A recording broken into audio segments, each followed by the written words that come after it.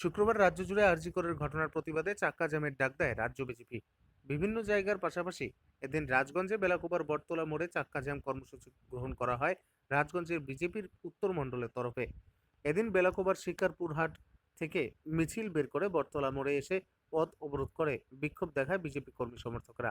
এদিনের বিক্ষোভ কর্মসূচিতে উপস্থিত ছিলেন বিজেপির রাজগঞ্জ ব্লকের কনভেনর নিতাই মণ্ডল, রাজগঞ্জ উত্তর মণ্ডলের সভাপতি অর্জুন মণ্ডল, কিষাণ মোর্চার জেলা সভাপতি নকুল মণ্ডল, দেবাশিস দে, তপন রায় সহ অন্যান্য নেতা নেতৃত্বরা।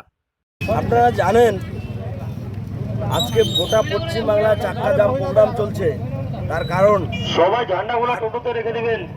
আরজি করে যে তিলোত্তমাকে নৃশংসভাবে ধর্ষণ করে হত্যা করা হয়েছিল, তার প্রতিবাদে সারা পৃথিবীতে আন্দোলন চলছে।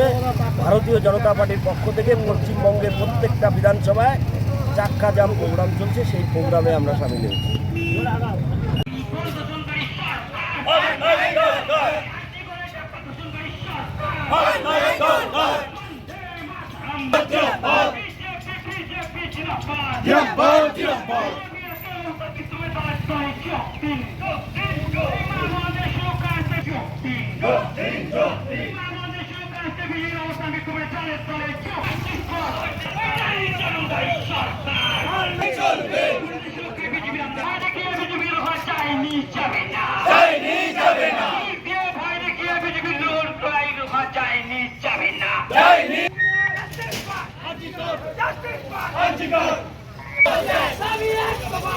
আমাদের